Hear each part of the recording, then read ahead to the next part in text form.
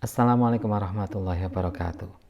Lebah merupakan satu-satunya hewan yang bisa menghasilkan madu, di mana madu ini sangat bermanfaat sekali bagi umat manusia hingga saat ini. Begini rekamannya di dalam Al-Quran. A'udzubillahi minasyaitonirrajim. Bismillahirrahmanirrahim. Yakhruju min butuniha syarabun mukhtalifun alwanuhu. Jadi dari dalam tubuh lebah itu nanti akan dihasilkan atau dikeluarkan yang namanya syarabun, minuman, wahwa al-asalu, yang kita kenal dengan sebutan madu. Lah madu itu mukhtalifun alwanuhu, tentunya sangat beragam sekali warnanya. Nah, tentang warna madu ini nanti akan terpengaruhi oleh jenis lebahnya, kemudian terutama nektar bunganya yang dihisap oleh lebah tersebut. Kemudian nanti teksturnya juga akan berbeda-beda dengan disebabkan perbedaan nektar bunga, disebabkan karena perbedaan letak geografisnya, kemudian kelembabannya. Ini semuanya nanti juga akan mempengaruhi daripada cita rasa maupun tekstur daripada madu. Ini tentang kondisi madu atau bentuk madunya. Manfaatnya fihi syifa'un linnas. Yang namanya madu itu merupakan obat bagi manusia gitu. Minal auja'i, artinya dari berbagai macam penyakit. Sebagian besar penyakit ini konon bisa diobati dengan menggunakan madu. Nah, mungkin ya dengan ketika panas bisa memanfaatkan madu, ketika ada luka mungkin bisa memanfaatkan madu, kemudian dengan misalnya batuk mungkin bisa memanfaatkan madu. Menilik dari pendapat ini yang mengatakan bahwa hampir sebagian besar daripada sakit itu bisa diobati dengan madu. Kila libatiha, tapi ada yang mengatakan bahwa ya tidak sebagian besar itu bisa diobati dengan madu, akan tapi ya sebagian kecil lah itu nanti bisa diobati dengan madu. Penyakit-penyakit tertentu taruhlah begitu, itu memang akan sangat tepat ketika memanfaatkan madu sebagai obatnya. Kamadala alaihi tangkiru syifa'in. Nah, ini tentang pembahasan lafalnya saja. Tentang manfaat madunya kita lanjutkan. Aulikulliha. Nah, tapi ada yang berpendapat bahwa yang namanya madu ini benar-benar bisa mengobati segala macam penyakit. Jadi semuanya itu bisa diobati oleh madu. Ini menurut satu pendapat ini ya.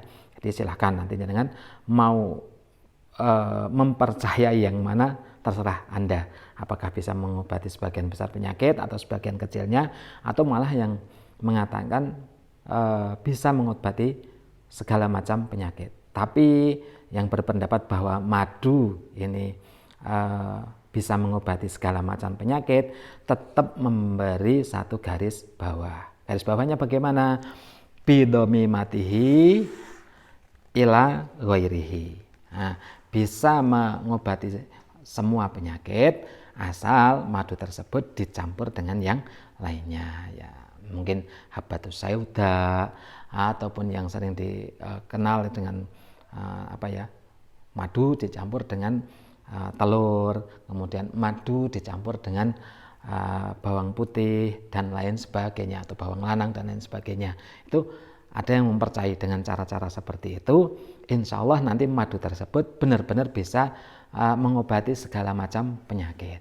Nah, jadi kita harus fair sebagai orang yang mungkin berkecimpung di dunia permaduan, harus berani menjelaskan bahwa banyak pendapat kok ada yang mengatakan memang bisa mengobati sebagian besar penyakit atau sebagian kecil penyakit bisa diobati dengan madu, tapi memang juga ada yang mengatakan hampir semua penyakit, bukan hampir semua penyakit bisa diobati dengan madu, tapi dengan dicampur benda lain atau barang lain. Itu harus kita fair, harus kita paparkan semuanya.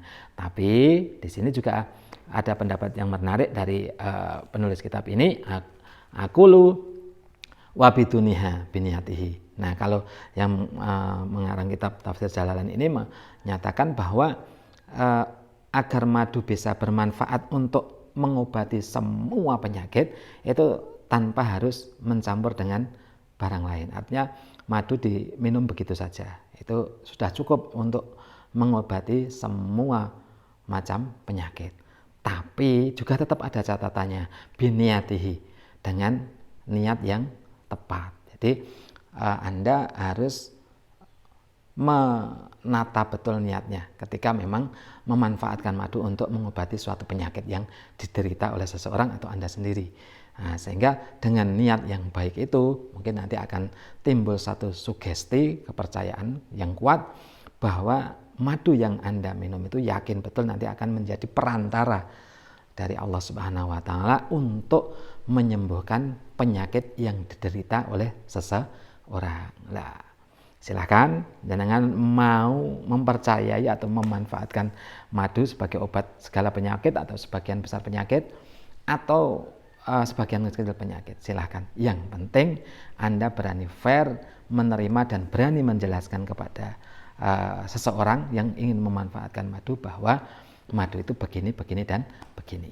Nah, mungkin itu sekelumit tentang madu. Semoga bermanfaat, dan bagi yang lebih tahu tentang manfaat madu, silahkan ditulis di kolom komentar. Terima kasih. Wabillahi taufiq wa hidayah. Wassalamualaikum warahmatullahi wabarakatuh.